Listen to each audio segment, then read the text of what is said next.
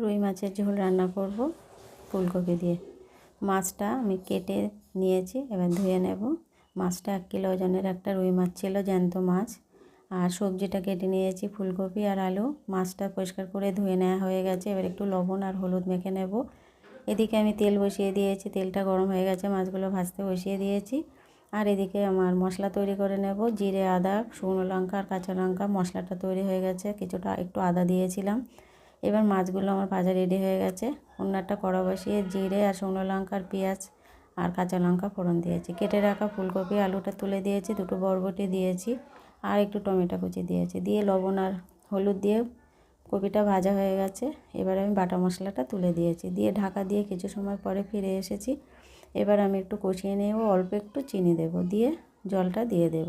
আর এখন শীতে একটু গরম জল দিলেই তরকারিতে ভালো হয়, আমি গরম জলটাই দিই সবসময়। মাছ